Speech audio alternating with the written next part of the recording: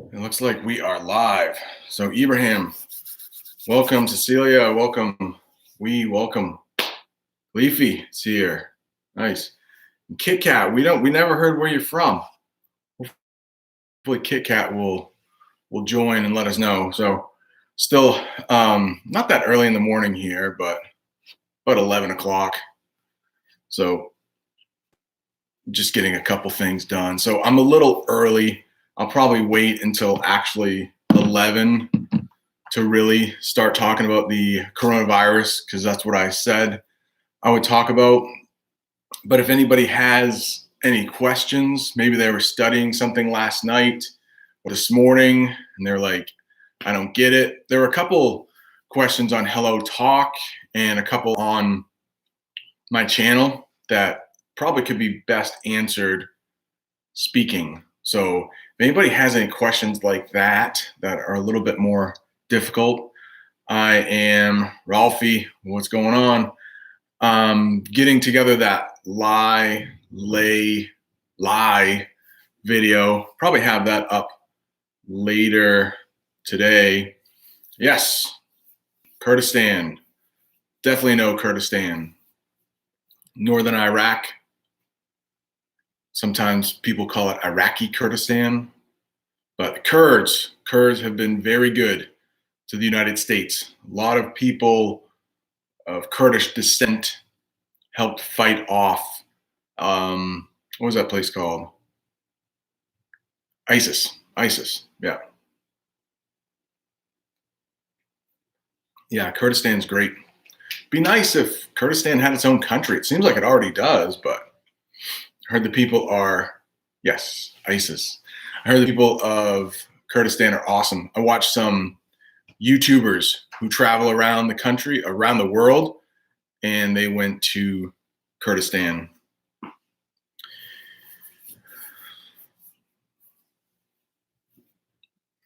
Yeah, so this will be very boring if I just sit here until the 7 minutes to talk about the coronavirus. But maybe you guys can talk a little bit about what's going on in your country with the coronavirus. It seems like we have some hot spots. I'll talk about hot spots in a minute, but some parts of the country aren't that bad. For example, my state, we got into a stay-at-home order March 14th. Not stay at home, but the schools were closed, non-essential businesses were closed, restaurants were closed for takeout, and our numbers aren't getting that bad. They keep going up, but they're not going up as much as they once were. So it's not too bad. Oh, I would love to go to Egypt. I would love to go to Egypt, but I need to take you with me if I go to the pyramids so you can help me not get scammed. I've seen some videos of people visiting the Great Pyramids, and inevitably, it's a nice big word, like they always, inevitably, they get scammed, like getting a ride to the pyramids or whatever. So, Ibrahim, if I go, you need to come with me. You may have visited the pyramids a couple hundred times already, but if you could just go one more time with me to make sure that I don't get all my money stolen from people trying to take advantage of the American dude that doesn't know what he's doing. So, Aroni, what's going on, man? Hello. Marina? Marina? Thank you, Ibrahim. Thanks for looking out for me.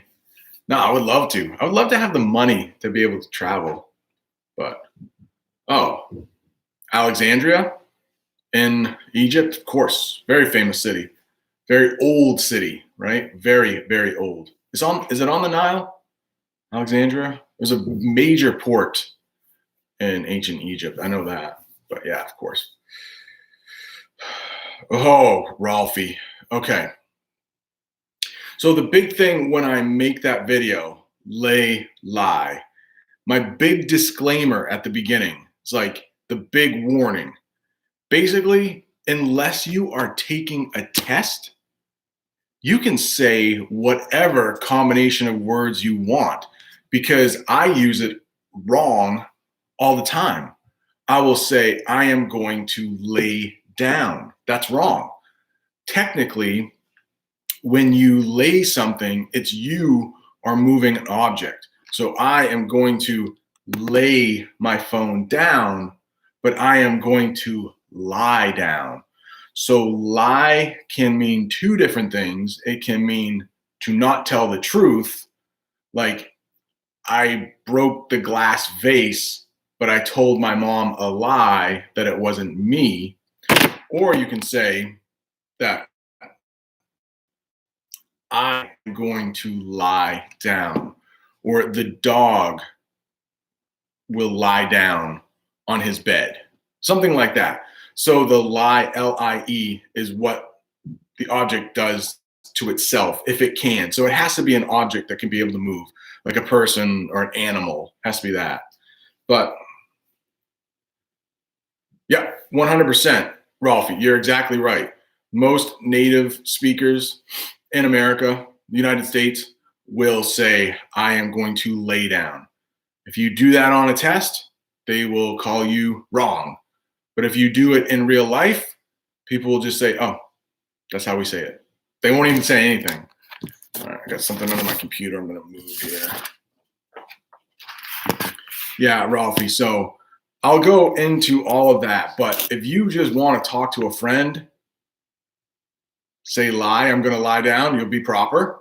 If you say lay down, that's what we normally say here.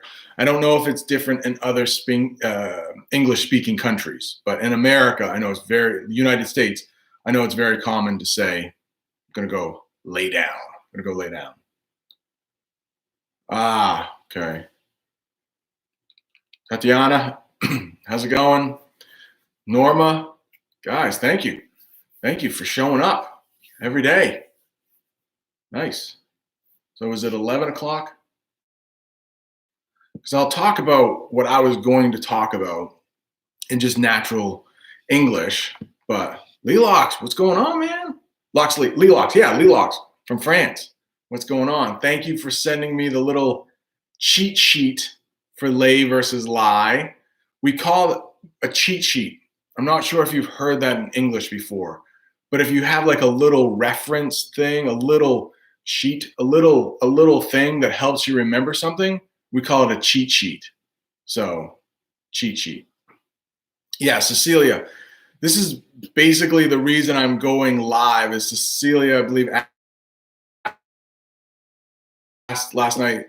She was like, "Oh, it would be good to have an update on the coronavirus in the United States." And I just so happened to be. Oh, I told her I was watching the president for an update, and she said, "Oh, it would be nice, to hear about what's going on in the United States." So some things have changed. So, oh, Ralphie, raise and rise. That confuses me as well. But I will do my research and on exactly which is which. Now I know just for me saying something like I'm gonna raise my hand, I say raise, probably is wrong. Rise is the past tense, but yeah, I'll have to oh, WeChat. All right, this is a good question.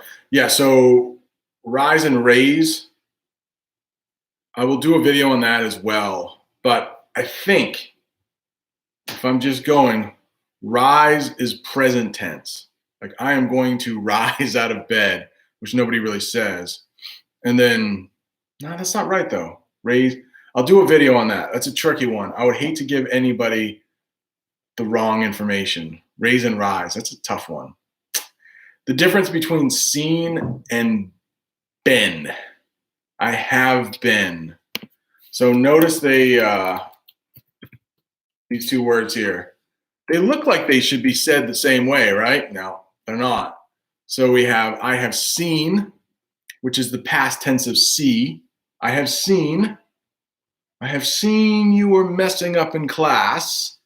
Seen, past tense. And then we pronounce that other one been. Been. So have been. It's the past tense of the form to be. So I have been in my house for the last 2 weeks. It's not really true. I had to go to my school yesterday. I drove there. Nobody was around. but my daughter needed a math packet. Her teacher is making sure that her class doesn't lose anything for math. So every so often, I have to go pick up some packets of papers, for math. And so yesterday I drove in my car to I got her math. I got her math for her. The teacher had the school opened on Friday afternoon for an hour and had like 6-foot markers in between so people wouldn't get too close. But I didn't want to chance it. I thought, too many people around. Nah. So I went and got her math after. So, the verb to be. We use the verb to be together with the ing. Yes. Rise, yes. How about used to and been to? Okay, so how about for the used to? And we usually spell it like this. Used to. We don't pronounce it like that, though. We say used to. And I think most speakers will use I was and I used to be the same way. So I was scared yesterday. That's not right. That's not a good one. I used to be 43 years old, but now I am 44 years old. I was 43 years old, but now I am 44. So used to is just, I think, what we've taken to saying because it's a little easier to say than I was. I used to, but we pronounce it like that. I used to. I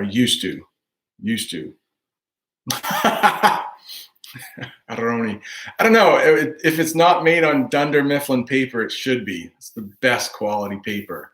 I would even take the Michael Scott Company paper. One of those two, but I don't think it was. I think it was printed by somebody else. Oh, Ibrahim, what's the difference between till and until? Nothing. Just when we speak, we just drop it off. We just drop that un. So I am not going to eat dinner until 6. I won't eat dinner until 6. Till, you can say that. And a lot of times, if you are writing it, we'll just do one of those things, like an apostrophe before the UN, say till. But it's not actually proper English, but very few people in the United States speak proper English. I hope that helped.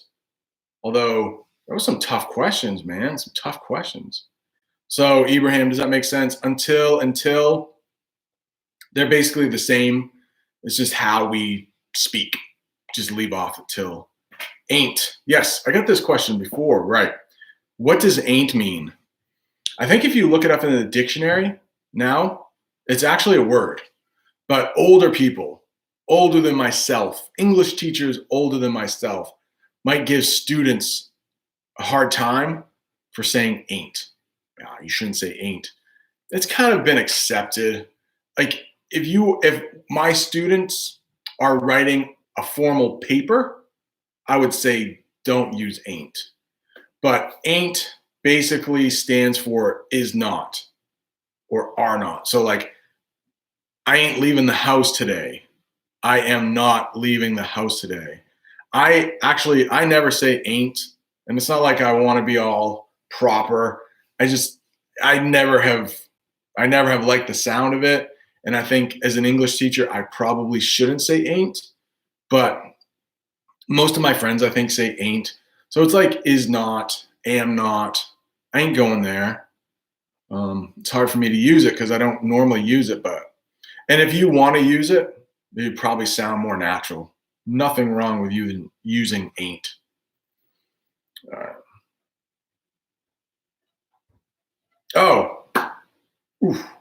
It's a Russian name that I don't dare pronounce. I'm sorry. But this person asks, what would you say about the difference between to think of and to think about? I think you can use them interchangeably. I think about summer. I think of summer. I think about might sound a little bit more natural, but I believe you could, I think of, I think about is probably more common, but I think of, yeah, prepositions are tough. Prepositions, some of them you can just use interchangeably and nobody is going to bat an eye. There's a nice idiom right there, right? Bat an eye. Nobody is going to look at you funny. Bat an eye means like bat an eye, make your eye go like that. Sometimes, if like in old movies, if a woman wants to get a man's attention, she might bat her eyes. Nobody will bat their eyes if you say think of or think about. So those are a couple prepositions in that case that can be used interchangeably. And sometimes you can do that with prepositions. I can't think of any off the top of my head. I can't think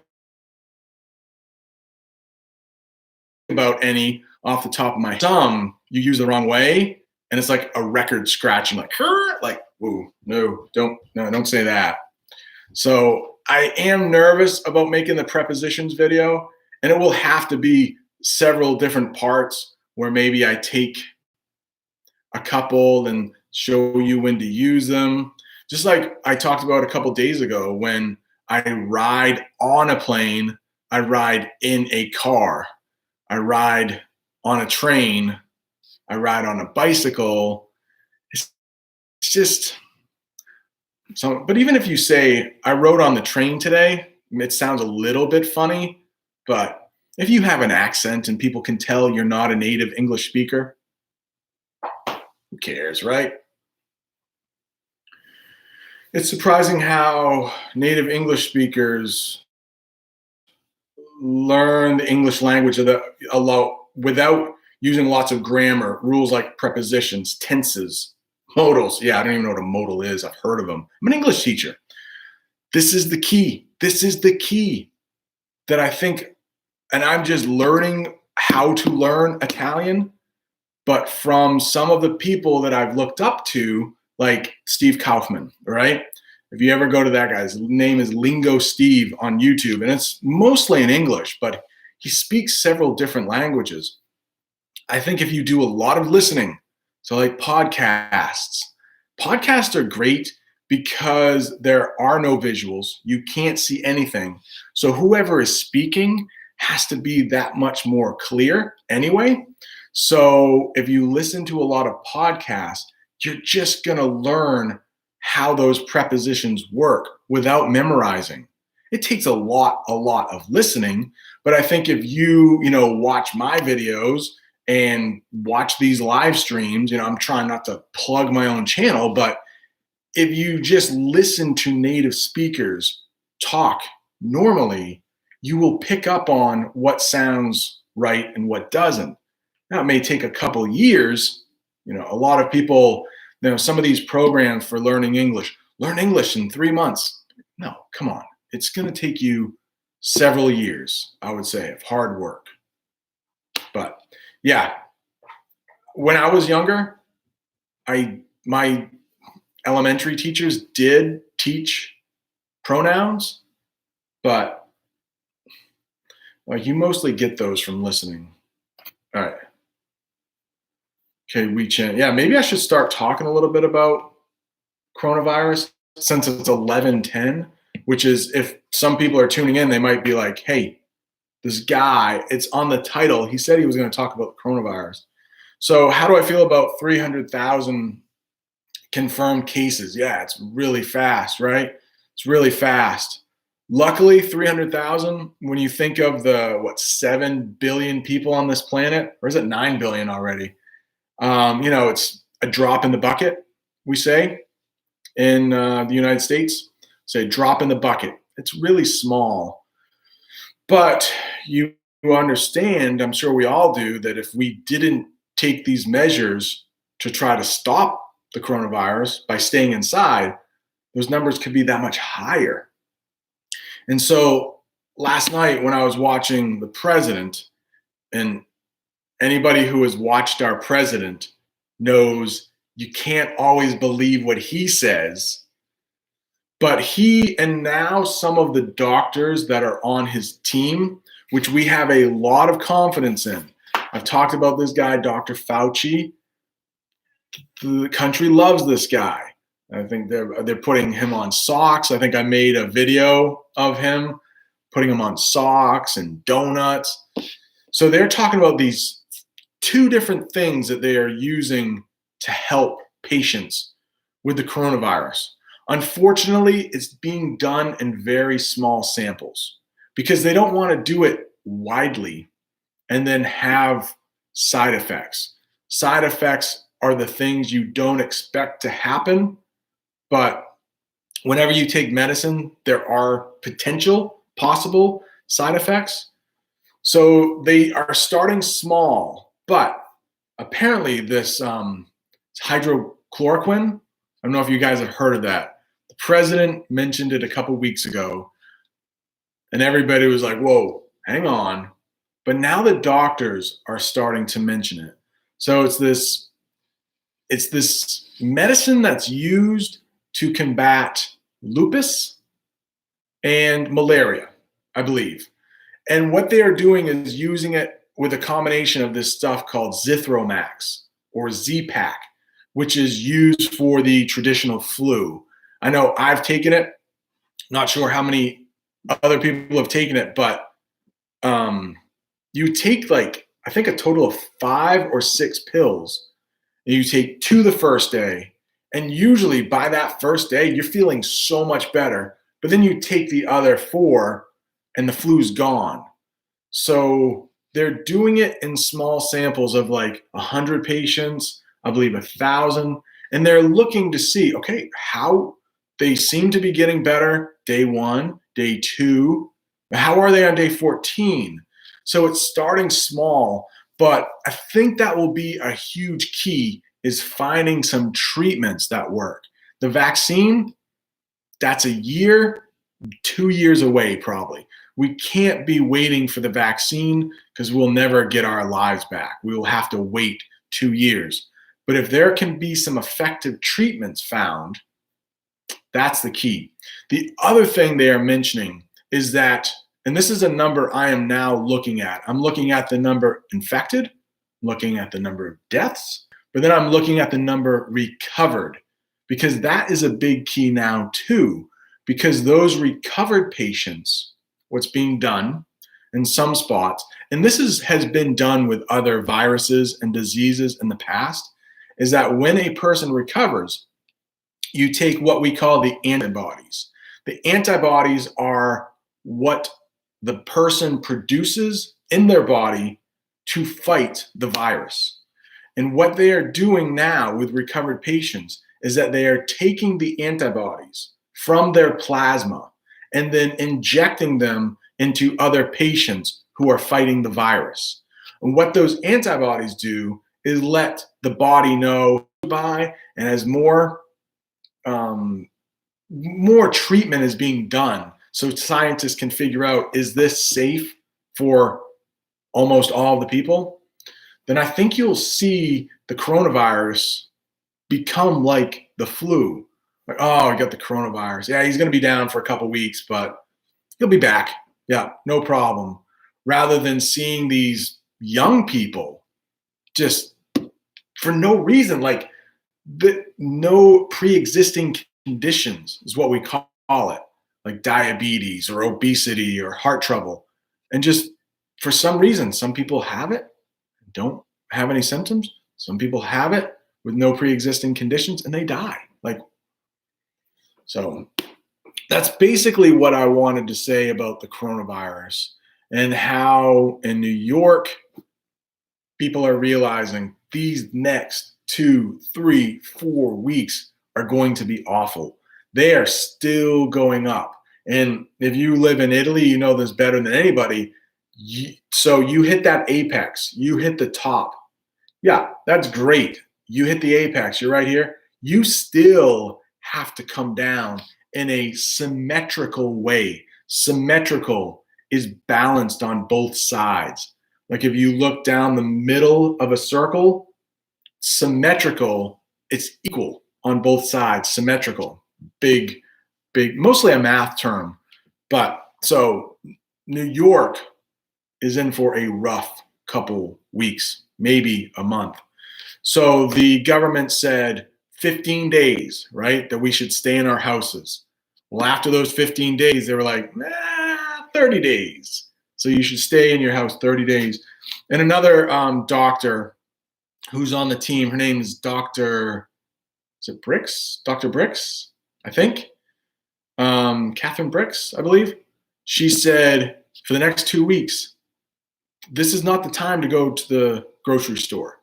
This is not the time to go to the pharmacy.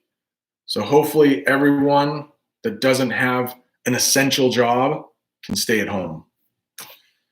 So I hope that was what I wanted to say about the coronavirus, because some people had asked. Cecilia definitely had asked, and maybe some others. So, all right, Andrew, easy question here. I like it when they're easy. I don't have to think too much. 8 and 8. They are pronounced the exact same. They're what we call homophones. Homophones. Homophones. They're homophones, meaning homo, which is the same.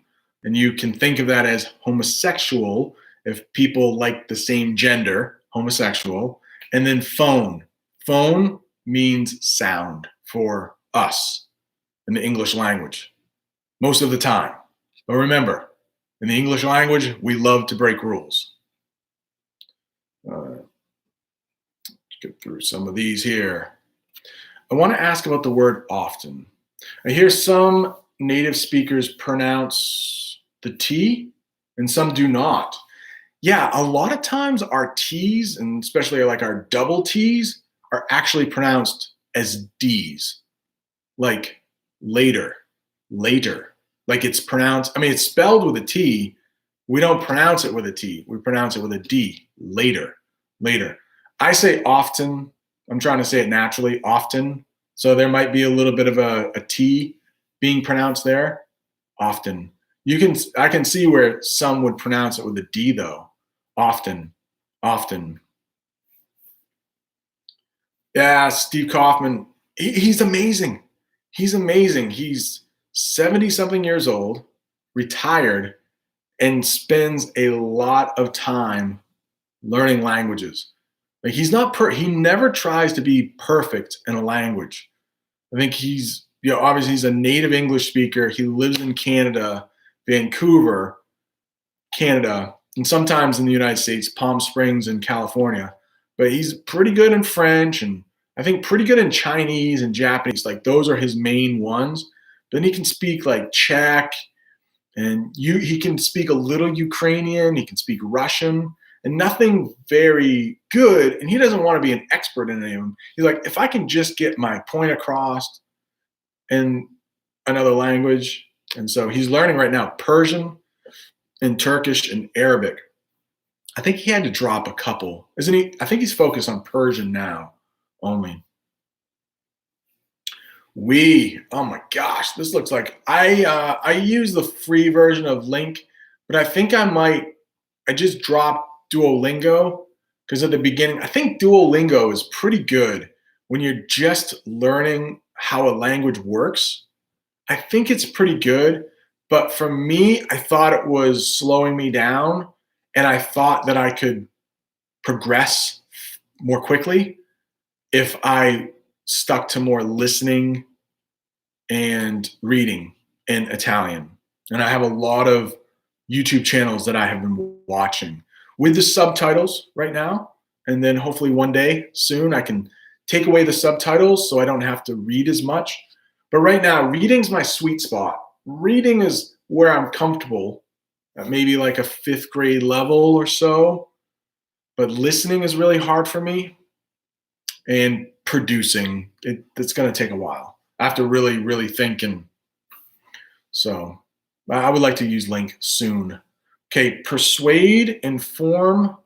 All right, maybe I can highlight that question. I'll answer this question here. All right. Boom. Okay, I'm going to answer this question right here. And I watched that Bobby the Canadian. He's great too. He's great too. He has this very, excuse me, very fancy Google form, but he has like 800 people in a chat. Like, this is fine. I can handle this. And I would never want to have people pay. I think he has some people pay. And so let's make it free, right? Let's make it free. Come on. So persuade, inform, perform. It's a great question. Let's take each of these. Let's go with, okay, that's the first one. Persuade is first. Persuade is the verb you use to try to have people accept your opinion. Like, you are trying to get them on your side. You are trying to make them believe the way you also believe. So you're trying to persuade. You might try to persuade someone to stay inside. There are some people in the United States and probably somewhere around the world, probably not Northern Italy though, right? Everybody knows there, like, this is serious. Let's stay inside. But you have some, dare I say, idiots, but how about ignorant, uninformed people in the United States? Like, we should go out. This is like the flu. You serious? So you might want to persuade some people to stay inside. It'd be a good idea. Stay inside. Oh, you don't believe me? Take a look at what's going on in Northern Italy. Take a look at what's going on in New York. Persuade. Now, if you want to inform, that's what I'm doing right now. It's like teaching. I just want to let you know, people are here to become better English learners, maybe better English speakers, maybe better English listeners. So that's what I'm just here to do, to inform, to give information. I'm not trying to make anyone feel a certain way. I'm not trying to persuade them. And then perform, that is when you have an audience and you're trying to entertain. So I guess to a certain degree, I am trying to perform here. I'm trying to make it at least a little interesting. So those are hopefully the three differences between perform, persuade, and inform. Hope that helps. I think that's a good question though, because they can be like, do the British understand American idioms? It's a great question. I think it's hard for me to answer that, but because I think so many of us in English watch the same television shows and watch the same like YouTube videos. I mean, I know with my kids, I think this world is becoming smaller, so it's not as different as it once was. So some of the older people in the United States, you can kind of tell, oh, they're from New York, or even Maine has its own accent, and Massachusetts has an accent, and Alabama has an accent, which is different from Texas. But the younger generation seems to be losing that accent because everybody's watching the same stuff. So I would think that a lot of the idioms that are used in America are also used in England or the UK. Slang is different. Slang comes and goes, and slang can be here for a week and gone, when I teach my students. So the idioms last a bit longer though. So I would think idioms would stay. Rafael wants to know, is the US at the center of the virus already? No. What the idea is that it's almost like, think about the size of the US. It's almost like the size of the Europe, right? So Italy has taken their lumps and they're still taking their lumps. Taking their lumps means like getting hit hard. They're taking their lumps. And now it's Spain. Ooh, have you seen the numbers in Spain? Scary. And so hopefully in the United States, it will be like that. So New York right now is taking their lumps hard, but the center of it, or the apex, is still projected to be about a week away. So you're going to see those numbers continue to climb for New York and hopefully level off and then have to go back down the same way. So it's the United States is so big that yes, New York is getting hit right now. Their center a week away. New Orleans is getting scary. Hopefully their center or their apex will be a little bit later than New York. Right now, there's a state all the way into the west, which is called Oregon. And the coronavirus actually started in Washington state, not Washington, D.C. That can be a little confusing. Washington, D.C. is our capital, and that's on the East Coast near New York. On the other side, like on the Los Angeles side, on the California side, is this state called Oregon. And they are seeing their cases drop. Everybody has been inside early. They've stayed inside. They're actually bringing some of their ventilators, I think about 300, that they don't need.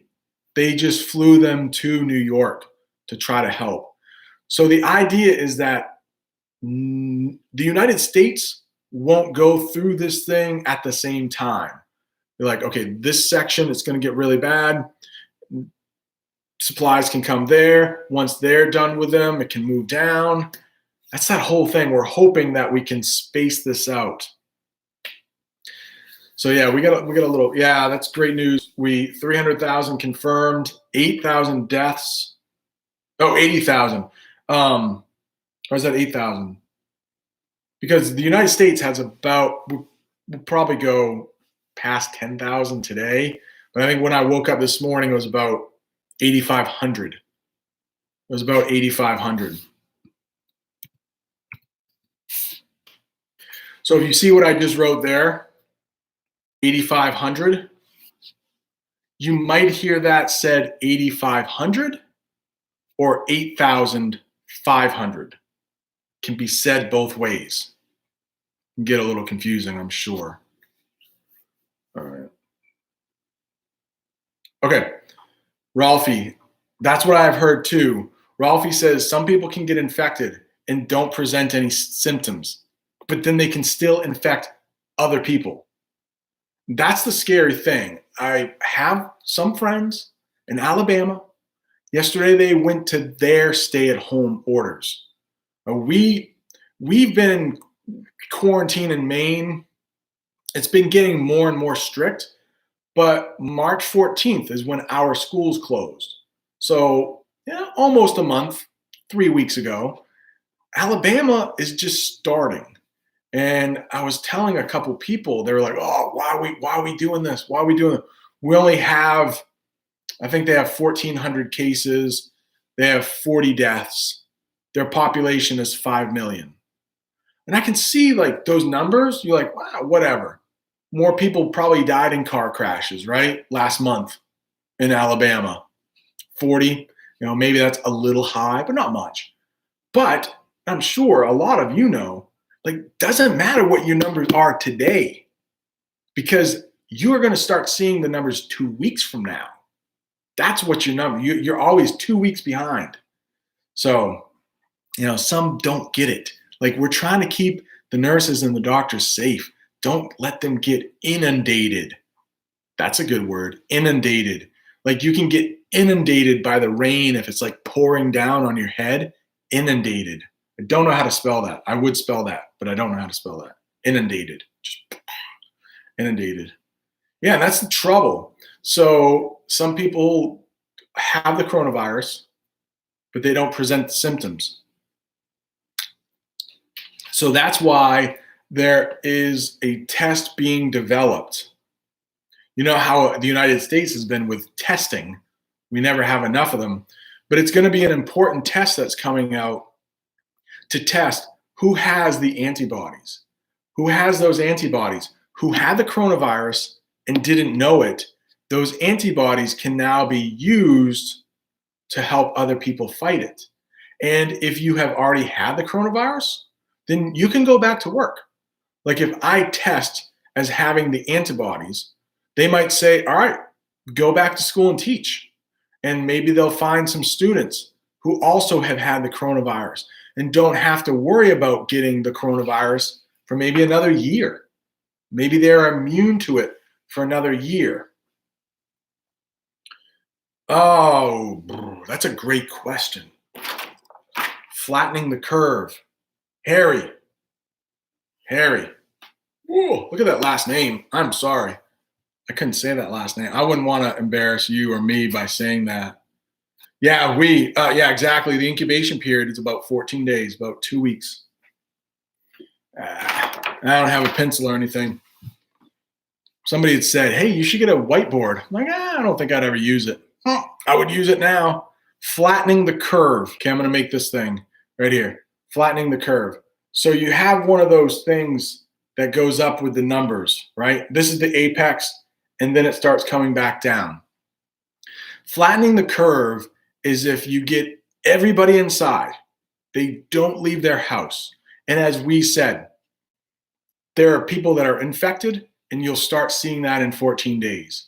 Flattening the curve means, okay, get everybody inside. So instead, your numbers, instead of going like that, like way off the charts, you can flatten this curve by maybe it only goes up this much. So if you can ride that wave so not as many people are getting sick, flattening the curve. So it's estimated that if the United States did zero mitigation means trying to slow the numbers, trying to lower the numbers. Just let this thing go. Just everybody goes about their day. Coronavirus spreads naturally. They said 1 million to 2 million people would die in the United States. But through mitigation and flattening the curve, they're hoping it's going to be 100,000 to 240,000 people dead when this is all said and done, when this is over.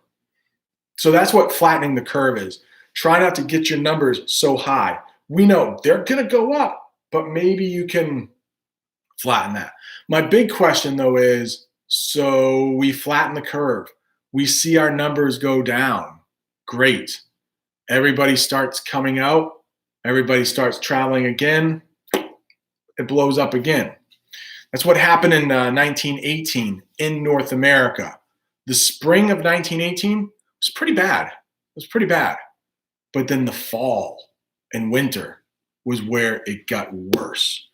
So hopefully by then there will be some really effective treatments.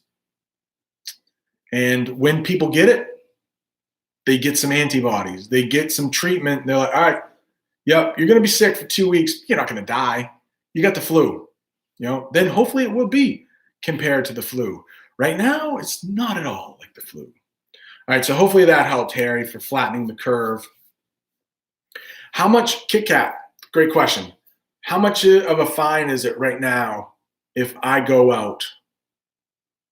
So the only fines that I know have been given out right now, and certainly in my state, I don't think any really. I would have to be really reckless, like bringing like a whole group of people together for maybe a church service. Like that would be awful. Bring everybody together. And I believe somebody got fined maybe $1,500 in Florida for bringing a group together. So we're not really big on fining. Okay, I'll just say from my state, people can still go outside, walk, run, keep the 6 feet of distance. There are no fines that have been given out in my state. In New York State, I heard that the police are going to get a little bit more aggressive, possibly fine people $500, but I don't know if that has happened, to be honest. Andrew, you're welcome. Hope it helped. Yeah, Ralphie, yeah. That's the thing. What I heard in China is if you go to the hospital, test positive for the coronavirus, they don't send you home. That's what they do in the United States. They send you home. Oh, go home, rest, come back if it gets bad. So now you go home and you infect the rest of your family, most likely. In China, they kept you there. They're like, you're infected and you're going to stay here. But we just have a little bit more freedom in this country, and it might make our numbers go. Yeah, police can go to the hospital. To be honest, if I thought I had the coronavirus right now, if I was running a really high fever, I would do everything I could not to go to the hospital, not to go to the hospital, because I think that's where it's going to get worse. If you can just ride it out at home, all right. Oh, Steve is learning 2 languages? Oh, okay.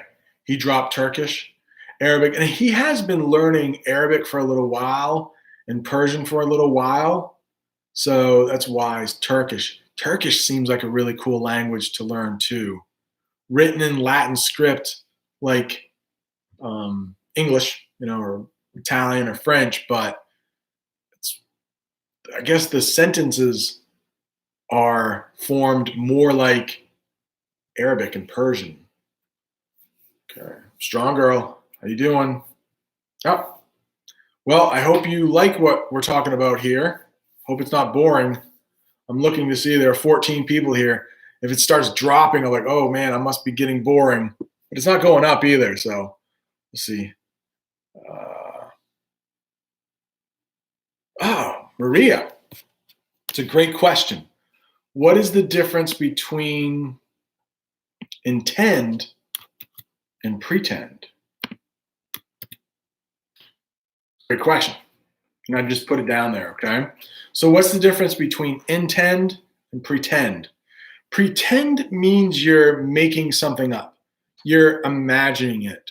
Like little kids might pretend play. They might pretend they are a knight storming the castle. Pretend. Intend means what you meant to have happened. Like, I didn't intend for that to go so badly. So pretend is completely made up. Intend is what maybe you want to have happen and it didn't go that way, or it's like what you hope to have happen. So I intend to go back to school in May, but maybe I'm just, I was going to use pretend there. I intend to go back to school in May. That's my intention. I intend to. It might not happen, but that's my best intention. My best intention. Pretend. I am going to pretend the coronavirus isn't happening today, and I will not watch the television. So pretend. Act like it's not happening. Hopefully that makes sense. I don't want to miss any questions here. What's my favorite? Ibrahim wants to know, what's my favorite television series? I don't watch a lot of TV, to be honest. I've heard good things about Breaking Bad. I watch a lot of YouTube. Like Italian YouTube, YouTube travelers. But if I had to pick a series, I'm definitely into comedy. So Friends, I've seen every episode of Friends. The Office, it's my current favorite one. Like I can just put that on. My whole family, we can watch it. So I'm a big fan of The Office. But like I said in another live chat, comedy is a really hard thing, I think. It differs from person to person and culture to culture and country to country. So some of the things that, you might not get the jokes depending on where you're from. So you got a call from the US? Somebody trying to sell you something? Celia? Somebody trying to sell you something? I get calls all the time. And it makes it think like the call's coming from my state. Like, hey, we have a warranty on your car that's running out. Pfft, click. Come on. Why are you doing that? Duolingo. Oh, Erroni. Yeah, I heard Duolingo. I think it really worked for me beginning. Like, I learned how to form possessives in Italian. Yeah, like the first parts, and maybe for some of the like the reflexive verbs, I may go back to Duolingo. And I've heard that if you are trying to learn English from like Arabic or Russian or Chinese or Japanese, any language that doesn't use a Latin script, it's like not even really worth doing. So unfortunately, Oh, Andrew, great question. What's the difference between little and small? How about this? Nothing. You can use little. You can use little anytime you would use small. Yep. I don't want to make it too complicated. I think you can every single time. Little. Maybe like with numbers, you would stick to like small. The numbers are small. Maybe you wouldn't say little. Oh, there's a squirrel. You're like, I don't know if I can. There's a squirrel right on my deck. Like, oh, he's gone. You probably didn't even see that. But yeah, little and small. I mean, there might be some rules, but I would say unless you're taking a test, use them pretty much the same. How about that? Little and small. Oh, Raphael, were you talking about? Oh, there's a squirrel. Two squirrels going by. Yeah. Oh, were you talking about the numbers there? Yeah. I think the numbers were small. You wouldn't say the numbers were little, but you could talk about a small child. You could talk about a little child. Means the same thing. Ralphie, what is the U.S. government doing about people who live on the streets? So, not much we really can do, I guess. But the government did say for the coronavirus, even if you don't have insurance, you will be treated for free. And that makes sense too, because you don't want people infecting other people if you can help it. There's a homeless shelter in Portland, Maine, where I live. I live in Maine. And there's a woman who did contract the coronavirus. And you know, in homeless shelters, people sleep in close quarters, they sleep very closely together. And it was a big problem. It's a big scare that if that coronavirus goes around, could be bad. That's what I've heard in New York City. It's a lot of people who don't have as much money because they often live closer together in apartments. So it's unfortunate. And also by race, they've seen that you are more likely to contract the coronavirus if you are black or, excuse me, if you are Hispanic in the United States. And people think that it might be because of living close together. So these numbers might not be accurate, but in Michigan, I think like 14% of the population is black, okay, in Michigan. Yet 30% of the coronavirus cases in Michigan are people who are black. That makes sense. So it's we say it's disproportionate. You would think if 14% of the people who live in Michigan are black, you would think the coronaviruses, 14% of the coronavirus, people with coronaviruses would be black, but it's not. It's much higher. So again, in this country, a lot of times by race is not equal. Is not equal, unfortunately. Man, I was practicing Elaine. Oh, I was practicing your name, how to say it in French. Elon. Elon. Is that good? Elon. A lot of times when I try to speak French, the end of my face goes, Elon. Oh, oh. I don't know why I do that. Elon. Hopefully that's correct. Harry, you're welcome. I hope that helped. All right, what's next here? Oh, likely and probably? Dare I say?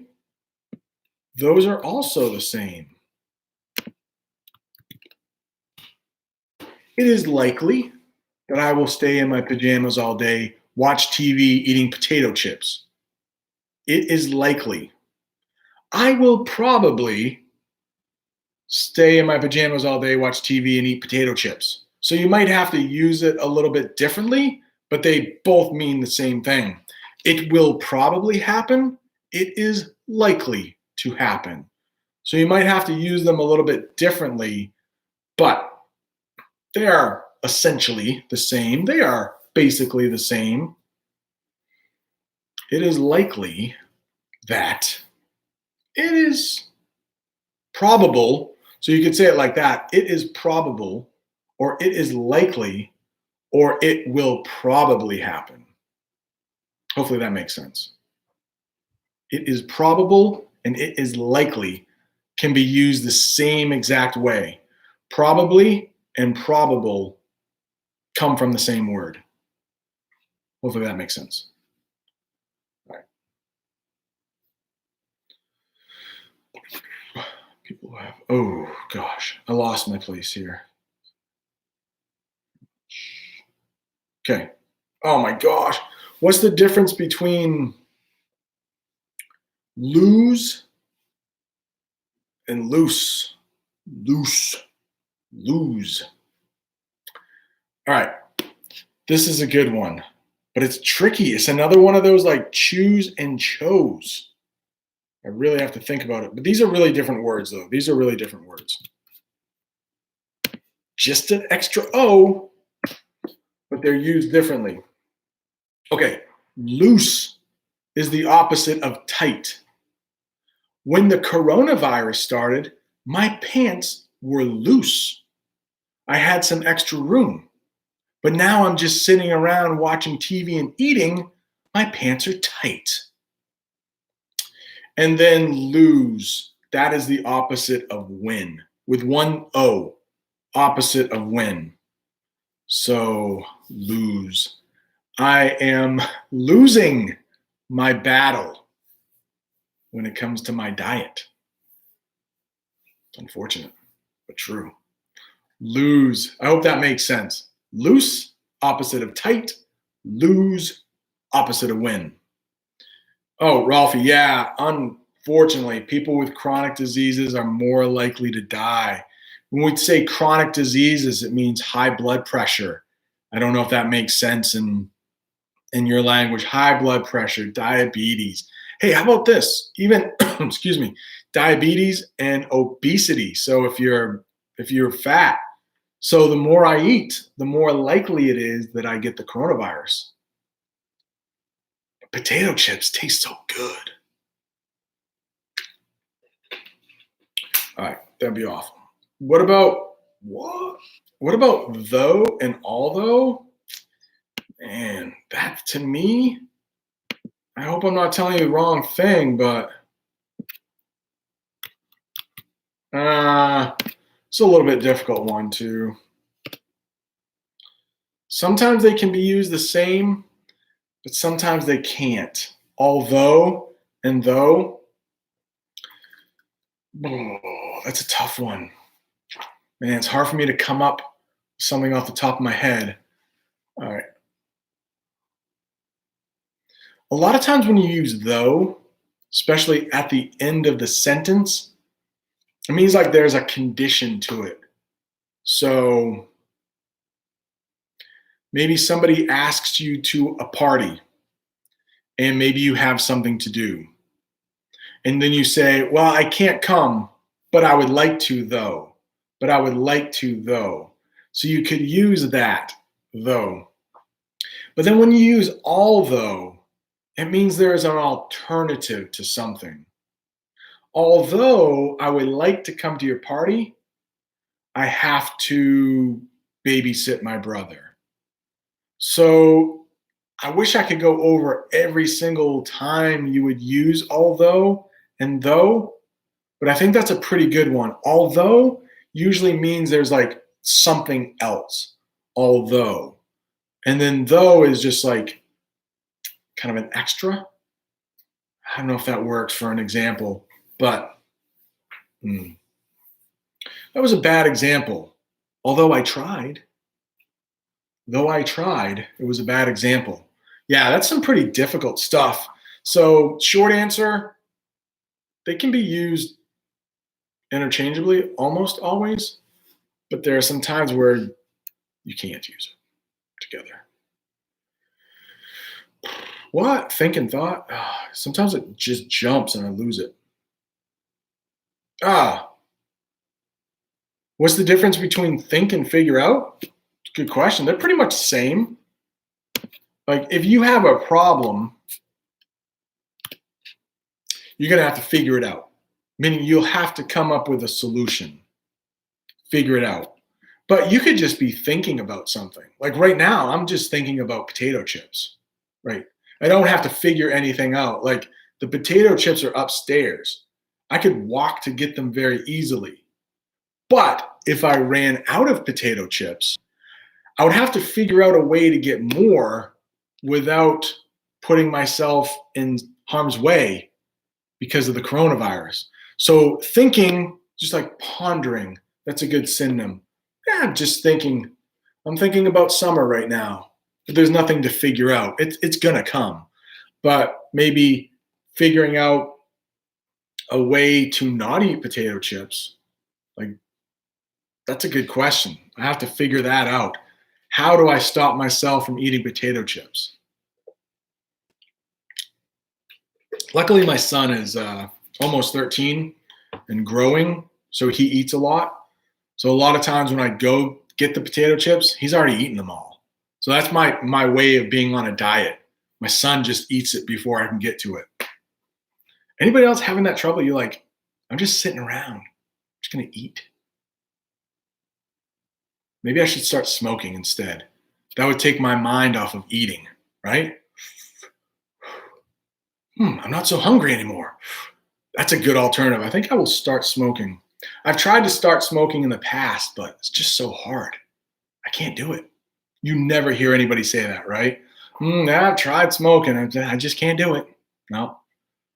Get addicted. Ooh, smoking. Smoking's bad. Hopefully you don't smoke. All right. An Italian politician this morning said, on Easter, you can normally go to church. Yep. Trump said the same thing. God will heal you. Go to church. Go to church. The coronavirus is going to take the day off Easter. Everybody go to church. It's not going to hurt you. All right. I don't want to get too much into that. Yeah, but it would be a beautiful thing. Be a beautiful thing if the churches were full on Easter. Be a beautiful thing. And the doctor's like, you're gonna get some people killed. Can you not say that, please? Yeah. All right. What? Sometimes the news was making the fake and causing people. Yeah, it was horrified some people. That's why I know the doctors. There are some doctors, nurses, healthcare givers. They are having a tough time, and I feel badly for them. And I think people need to know that, so they'll stay inside. But sometimes the news just wants to get you to tune in, so they do the crazy, horrible stuff. Yeah, I agree. Oh, Ralphie, you guys are coming up with some hard ones. Beside and besides. It's a tough one, man. It's a tough one. So beside could literally mean side by side. My house is beside my neighbor's house. But then you could talk about things that aren't physical. So I'm going to try to use potato chips again. Besides having potato chips for lunch and dinner today, I think I'll try eating a salad. So it could be physically side by side, beside. Notice how I said that, beside. Sometimes I put a different accent on it. Like my house is beside my neighbor's house. Besides having potato chips for lunch and dinner today, I will try to eat a salad, but then I'll put a lot of dressing on it that has a lot of calories. But that'll help my diet, I think. I hope that helps. Besides, so it would be nice if we could find a cure for the coronavirus besides having so many people die. So it's almost like there's an alternative. So beside is physical, and then besides, I wouldn't say my neighbor's house is besides my house. I hope that helped. But I'm sure there are a bunch of other things that I'm forgetting off the top of my head. But I hope that's good enough for a quick answer. That's a tough one. Cecilia, you got a call from an American friend who lives in Austin. Okay, capital of Texas. Texas. And another friend, who lives in Dallas? Oh, quite a connection to Texas. I have a friend who lives in Dallas as well. Austin. I don't know if you've ever been. You should try to visit that friend when this whole coronavirus thing ends, because Austin is called the live music capital of the United States. Live music capital. Apparently, there are tons of bars in downtown Austin playing live music all of the time. Austin is probably the number one city in the United States that I haven't visited that I want to visit. I know nobody asked, but I will say it. My favorite city in the United States to visit that I have visited is New Orleans. Some say New Orleans, but the real people who have lived near New Orleans say New Orleans. So New Orleans, great city. I haven't been there since Hurricane Katrina, though. I heard it's good. What's between? What are you guys coming up with these questions? These are good. And I think I have an answer to this one. Okay. Think and guess. Anytime you say guess, no, I'm trying to give a. Okay. So you can say, like, I think the answer is, or I guess the answer is, so sometimes they can be used interchangeably. Like, I think it's going to rain tomorrow. Like, I guess it's going to rain tomorrow. So they can be pretty close.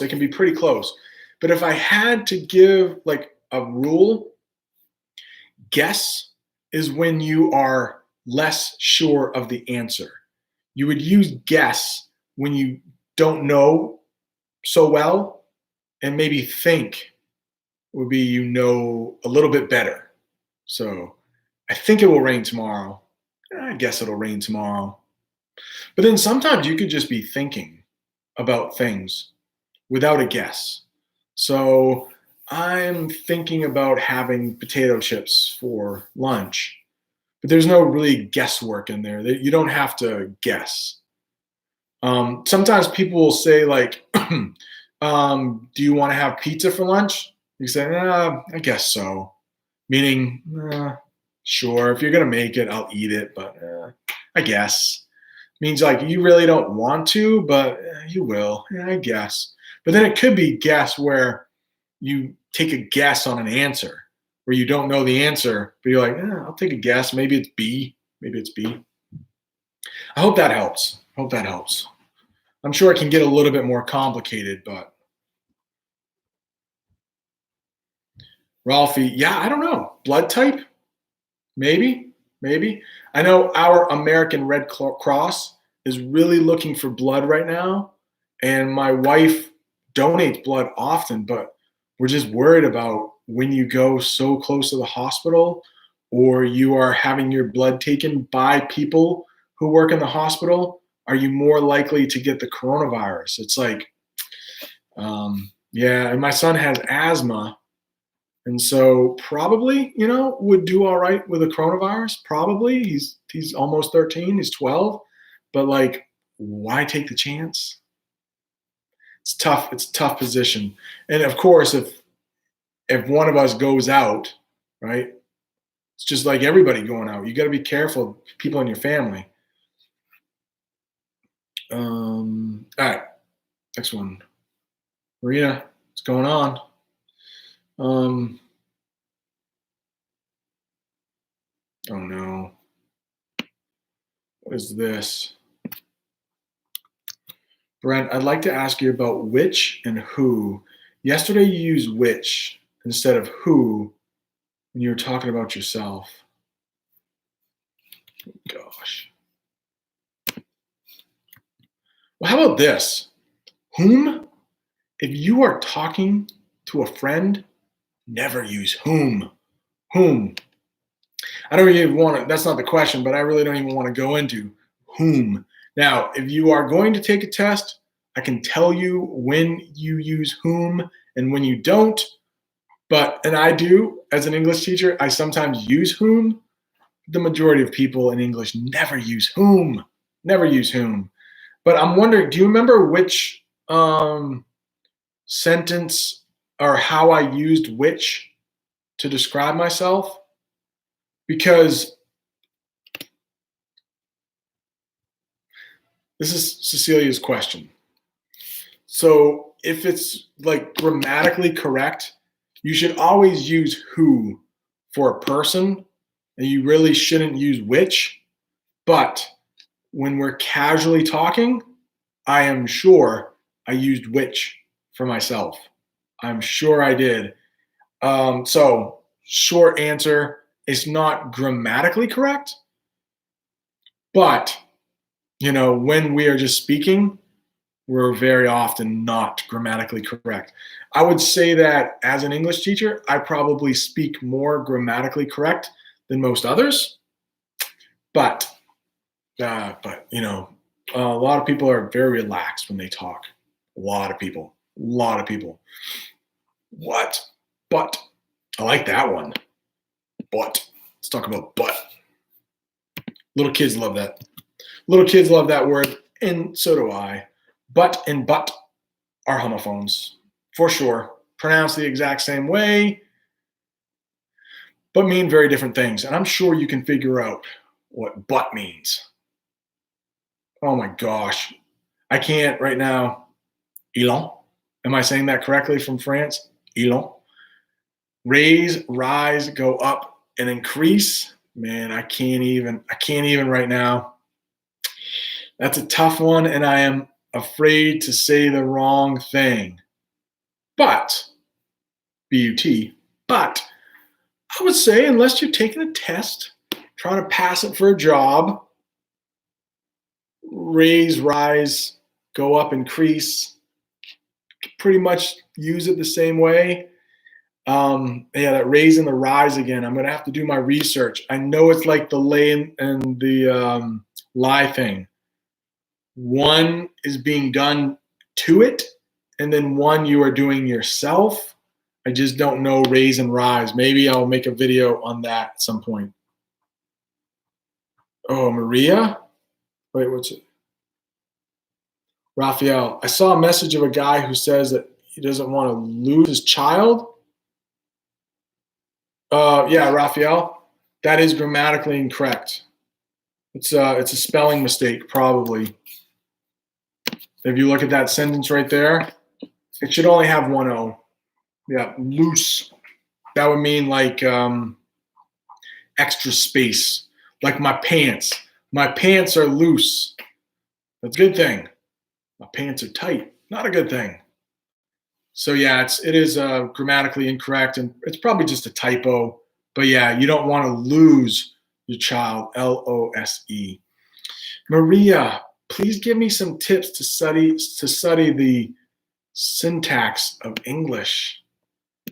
I don't know, to be honest. I would just say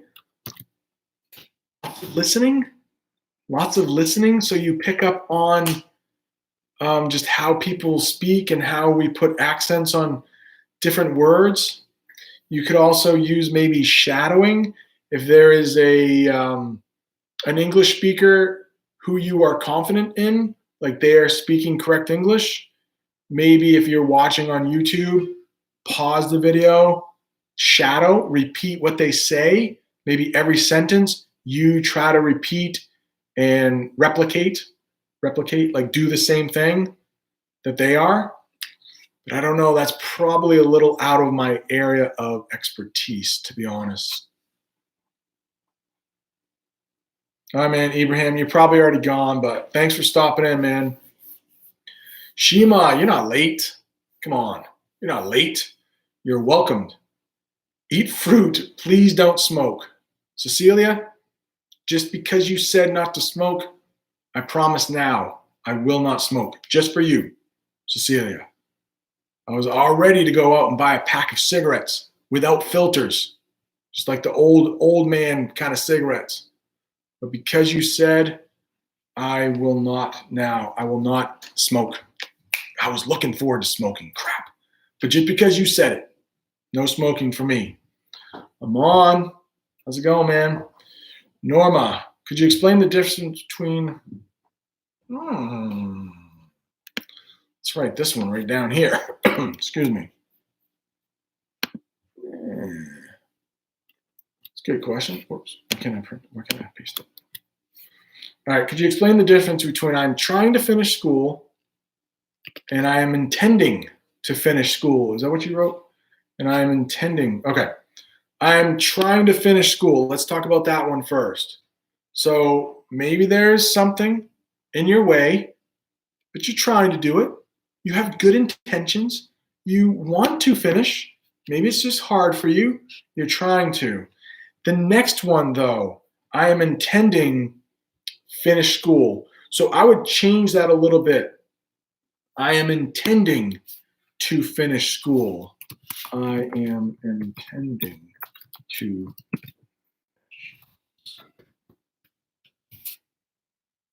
Basically the same thing. Like when you have good intentions, it means you really want to do it. And if you're trying, it also means you really want to do it. Just a little bit of the connotation there, just like the little bit of meaning behind those two sentences. I would say I am trying to finish. It means there's something out of your control that is keeping you from finishing. When you say I'm intending to finish, it might be like your own fault a little bit. If I had to get really picky with that. But overall, you could use those two sentences interchangeably. But the intending almost means like it's kind of your fault a little bit. I hope that makes sense. Your daughter is she's the one that's popping questions in the chat. I wouldn't doubt it. I wouldn't doubt it if my daughter was popping in some questions. So I wait for that laugh. And since I didn't hear a laugh, I don't think she's in here. Ainsley? Yeah, I don't think so. I don't think she's in here. Doritos or Cheetos? Aroni, I like that question. Man, it's almost lunchtime. I was planning on having just potato chips, a big pile of potato chips. I might change it to Cheetos though. Okay, so Doritos or Cheetos. Let's say both of them you're going to leave with messy hands. So, but that's not necessarily a bad thing. You got to be careful about licking your hands because you try to get them clean, but then it makes it worse by picking up more of that orange dust on the Cheetos. What are we talking about, though? Are we talking about plain Doritos? Are we talking about Cool Ranch Doritos? Excuse me. Either way, I got to go with Cheetos. How about you, Aroni? Cheetos or Doritos? Go Cheetos, man. Cheetos. Every day. Every day. All day, every day. This sometimes jumps. All right. Oh, all these people are saying they need to leave, and it was probably like 10 minutes ago. So sorry, we have a good one. Well, Ralphie says that makes perfect sense to me. So that's good. It's good. Yeah, I haven't been to the United States yet. Cecilia, I hope that you can make it one day. It is a big country. It's massive.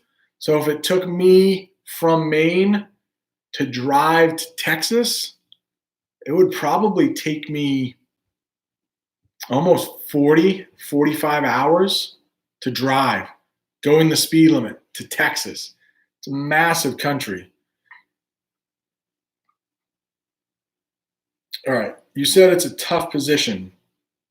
Why didn't you use situation? Okay. I said it's a tough position. It's a tough position to be in. It's a tough situation to be in. You could use both of those actually. That's a tough position to be in. It's a tough situation. Both pretty much the same. Yeah. So, great. Usage goes first. I hope. I always argue about this. Oh, usage versus grammar rules. Yeah. I mean, let's not be too picky, right? Like if you're having a conversation with your friend and they want to say one thing one way, but you know what they mean. Now, if you have a picky boss and you have to work with the public, I don't know. It's a tough one. All right. Yeah, big life dilemma. Cheetos, Doritos. Do you often use gonna, gotta, wanna? Andrew, I absolutely do all the time. I think most Americans at least do. Like, I got to go to the bathroom. I got to go to the bathroom. We kind of just, we don't pronounce those things. I think in most languages, people do that too. It's just like you kind of run those syllables together just because you've said it so many times in your life. Like, I wanna watch some TV right now. I wanna go for a walk. Yeah. I was gonna study for a bit, but now I think I want to go for a walk. Yeah, we do that all the time. Gonna, wanna, whatta. Yeah, I think we do. All right. What about Pringles? Oh, that's a good question, man. Getting hungry. Probably gonna wrap this up pretty soon, but yeah, I don't know. What do you think, Aroni? What's your favorite Pringle flavor? We actually have some Pringles upstairs. Honey mustard is Jimmy's favorite. And it's a good thing, too, for her because if she buys them, I am less likely to eat them. But if she gets the original Pringles, man, those things are going to be gone. They're just a sleeve. We sometimes call that a sleeve. A sleeve of like Oreo cookies. They come in that. It's like a sleeve. It's just like a sleeve of potato chips. I could eat 2 of those for lunch. I might actually. I might. Andrew? Am I a musician? I love music, and I play the drums all right. I can play along with music. Sometimes put it in my ears, my earphones or whatever, and I do. I play. My family hates it. My daughter is a musician. She really doesn't play the piano. She took piano lessons for a little while, the same place where she took her singing lessons, but it was more or less for her to be able to read music better. So she's more voice though. So nobody really plays that thing right now. I did learn the Office theme song on it though. I just kind of learned it by ear, but that was a couple months ago. Can you tell me about thought groups? How can you pause? Ooh. How can you pause in the right place like a native speaker? I don't know. That's a good question, man. Thanks for joining too. How do you say your name? I don't dare say it, but it starts with a Z. Zob. Do people call you that for short? Hopefully, Zob. Yeah. Thanks for joining the chat. I don't know how to. I don't even know. Like I always say this. I don't know if you want to sound like a native speaker. Like probably wherever you're from, you got a pretty cool accent probably already. So just stick with that. That's what I would do. Don't try to sound native. We have 370 million native speakers. We actually don't because there's about 20% that native language is Spanish. But we have a lot of native speakers in the United States already. Don't be like all of us. Be unique. Oh, Ralphie. Hey, thanks, man. I appreciate that. The channel deserves more subscribers. I think it's going to happen. I think it's steadily climbing. I've only been at this for like January 20th. I put my first video on, and that was just from my podcast. I wanted the transcript to be available for the podcast if anybody wanted to read it. And then I started making videos. So I haven't been making videos for that long. It's been a couple months, but hit 500 subscribers yesterday. Thank you so much. And we're at like 520, something like that. So it's been climbing. It's been growing steadily, but thank you very much for that. Thank you. Okay, Marina asked, it's a great question. And I think this differs. I think this is different in England. I could be wrong though. I can just speak for the United States and America. What do we use? Ground floor or first floor? I would say you might hear either, but more common is first floor. Way more common. Is Lelock still in here? I heard that in France, they often skip the 13th floor. It'll just go from 12 to 14. So, hey, thank you. My podcast is excellent. Thank you. Yeah, be unique. It is awesome. I love that phrase. Be unique. Why be like anybody else? You'll find your people. That's another thing. Find your people. You'll find your people. Don't try to be like anybody else. You'll eventually find your people who are like you, people that have the same interests as you do. You'll find your people. Be unique. Don't try to be anybody who you're not. Life's too short. Be yourself. You like it better. And find people who like you. Maybe it's only one or two. Not many people like me. Not many people like me. I don't have a lot of friends. But I'm happy with myself. In fact, people actually don't like me. A lot of people don't like me because no, just kidding. But yeah, I'd rather have 2 really good friends than 20 friends that aren't so good. So be unique. Be yourself. Be yourself. Andrew asked, will you share the video on how I play an instrument? Trust me, you don't want to see that. You don't want to see that. Ugly. I put on my favorite music. I know some of you in here know I like Dave Matthews Band. I can't play. Carter Beauford is the drummer there. I can't play that. But I do like another band. I don't know if it gets any more American than the Grateful Dead. I like them. I can play most of their stuff. So that's about my range. You don't want to see that, my man. You don't want to see that. All right. Oh, honey mustard. Yeah, we got paprika. Paprika, Pringles. Also the sour cream. I'll meet you halfway, okay? I'll meet you halfway. I will admit you're a little bit right. I'll meet you halfway. The sour cream Pringles taste really good. However, your breath after, you don't want to talk to anybody. You got to brush your teeth or get like a mint or something. The sour cream Pringles, it's just like there's a taste after. We call it an aftertaste, actually. The aftertaste, the taste that lingers, the taste that hangs around in your mouth. You're like, I like eating them better than I like having them sit in my mouth after. So, oh, great. Tatiana, I thank you. Sometimes with my explanations, I'm like, oh, nailed that one. Yes. And then others, I'm like, I hope I didn't tell them the wrong thing. So, because there are so many other situations for some of these things. Some of them are easy. It's like, yep.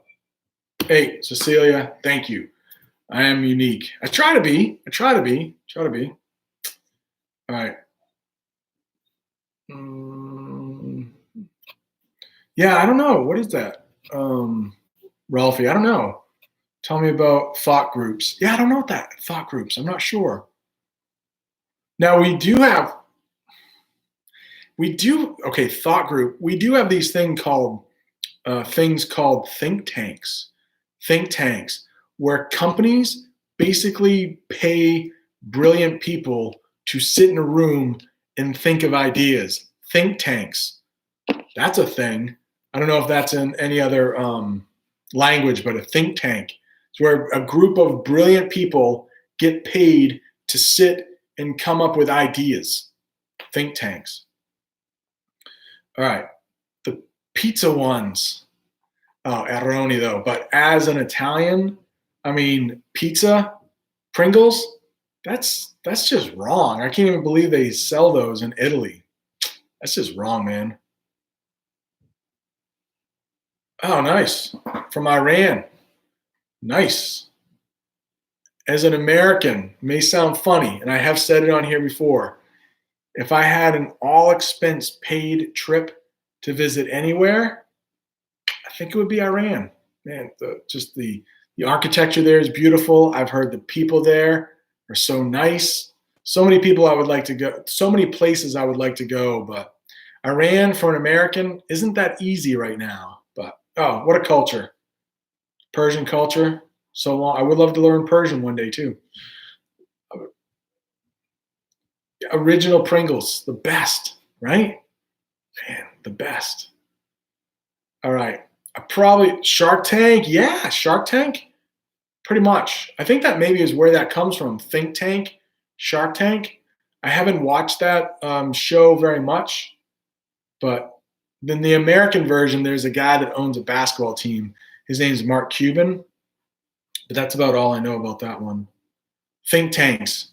Yeah, I can imagine when I think of a think tank, I think of Boston, maybe like near Harvard, and some of these tech companies, or maybe San Francisco, San Jose. They just have people there trying to come up with brilliant ideas. Think tanks. I love these questions, man. Andrew, McDonald's or Burger King? Why choose? Have them both. Have them both. No, but Burger King to me tastes a little bit more like real food, and McDonald's tastes like fake food. So when I'm going to eat something that's just absolute trash, I'm going McDonald's most of the time. Yeah, so bad for you. So bad. But I love it. Salty. It's basically just salt and like cereal. It's not even real meat in there, right? It's like cornflakes. They just mash up cornflakes and some, but the French fries, good. Now, how about this? French fries. When you get your French fries from McDonald's, do you actually put more salt on the French fries? I can't do that. And I love salt, but they put so much salt on the French fries already. Like, I know they have the little packets of salt, but my gosh, enough is enough. Salt makes my mouth dry thinking about it. Okay. Yeah, Andrew, I don't know. What would you pick? McDonald's, Burger King? How about this? I think we've talked about this too, Aroni. Five Guys. That's where it's at. Forget McDonald's, forget Burger King, Five Guys. That's legit. It's going to cost you a little more, but it's worth it. That's real. That's good stuff. Ralphie, you're too nice. Role model. Now you're going to make me all self-conscious, like, oh no, I need to speak properly.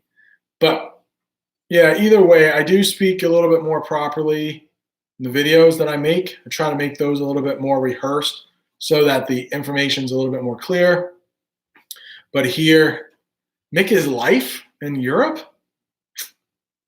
We need to come over here. We need to go down to the south where they have like Whataburger.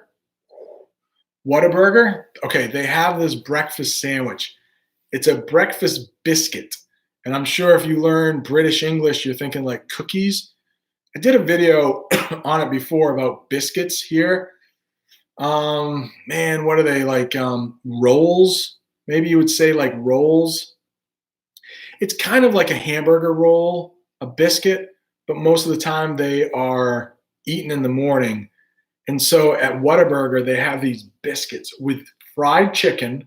So already you're like, that's not healthy. Biscuit, tons of butter, biscuit, chicken breast, boneless chicken breast, fried, and then they drizzle more butter, this honey butter over it. It's delicious. About 5,000 calories. It's good. All right. The shakes at McDonald's, yeah, those are packed with calories too. After I turn like 40, I'm like, I can't have any more shakes at McDonald's. Those are. Andrew, do most Americans have iPhones? I would say yes. This is my iPhone right here. iPhone It's the 11 Pro Max. Flexing a little bit. Got the iPhone, top of the line. But I probably won't buy another phone for a couple of years. But every so often, my wife and I, maybe every 2 or 3 years, we'll go get the phone. You sometimes hear of Androids. Some people having Androids in the United States, but it's mostly, I have an iPad as well. It's a little older, but pretty popular here. You don't have it, Aroni, what? You don't have it in Italy. What don't you have? You have Five Guys, though, right? Didn't we talk about Five Guys?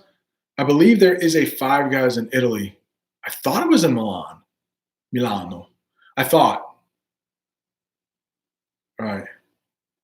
Yeah. Tatiana, thank you. I'll probably get out of here pretty soon too.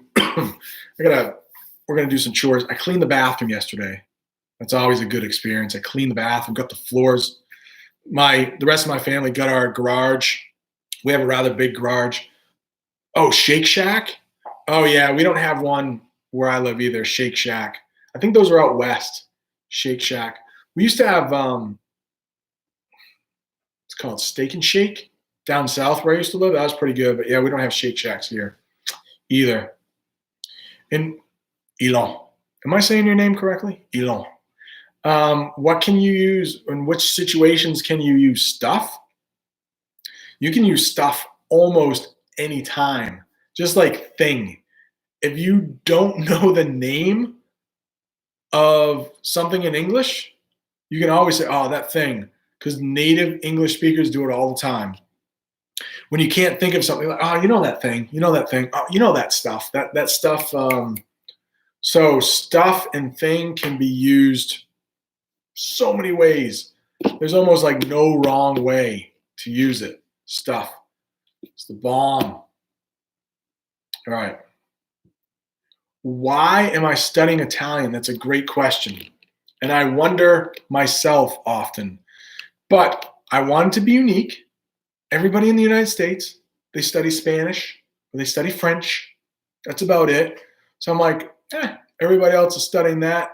Let me do almost the same as French and Spanish. I'm going to speak Italian. I'm going to learn Italian. 60 million people speak Italian. It would be great to learn it. So my family for like a week, we're like, let's go on a trip to Italy. And then by the next week, they're like, let's go to Mexico instead. I'm like, I already said I was going to learn Italian. So I've just stuck with it and I love it. It's fun. It's fun for me. That's why when you ask someone, why are you learning English? Like, well, better job, maybe to move somewhere. If you ask someone who's a native English speaker, why are you learning that? I don't know. It's fun. It's fun. So yeah, native English speakers, most of us, we don't learn other languages just because English is so widely spoken. But I'd like to learn a little bit more about Italian culture, speak Italian, and then eventually learn French, Portuguese, Spanish, maybe Romanian, kind of those Romance languages. But yeah, I thought so. Five Guys, yeah. All right, so why don't we wrap this up? I will definitely be on here tomorrow at noon. Maybe you've asked all the questions. Maybe there's nothing else for us to talk about. So maybe nobody will show up tomorrow. I don't know. All right, Andrew, thank you. I don't need to go because I have nothing else I'm going to do today. No, I definitely am going to study some Italian for sure. I studied some this morning. And then I'll make a video over there, probably lie, and lie. And Aroni, remember that audiobook thing you gave me the link to? I got into it today, but then they're like, yeah, we'll give you 2 weeks for free, and then we'll charge you $10 after. So I'm afraid I'll probably forget, but I don't know. So here in the United States, they're charging after. I have to sign up for a subscription. So the most beautiful language to hear? Oh, Italian? Yeah, I mean, it's a good contender right there, for sure. Italian. You wouldn't say English is a beautiful language at all. Nor, sorry, anybody from Germany. You wouldn't say that either. Like, night. I've heard it's because people put the verbs at the end and there's more emphasis. So, English doesn't sound that great. And I'm a native speaker, so it is hard for me to say. But Italian, any of the Italian, Spanish, French, they all sound pretty cool. Yeah, there's a lot of languages that sound cool. All right. Anything else? Yeah, I think so. I mean, it's fun. I like it. There's always something to talk about. It's true. All right. Hey, thank you guys for hanging out. And yeah, I'll wrap this thing up and then probably be on Hello Talk a little later. All that stuff. So, yeah. Want to have the ability to do everything. Yeah, me too. I will know a language when I can read a novel, read a book, and watch a TV series or a movie, right? In that language. And you're like, yeah, you know it well enough. All right, guys. Thanks so much. And I'll see you tomorrow. If you show up tomorrow, noontime, New York time. See you guys. Enjoy the rest of your day, unless it's almost like midnight.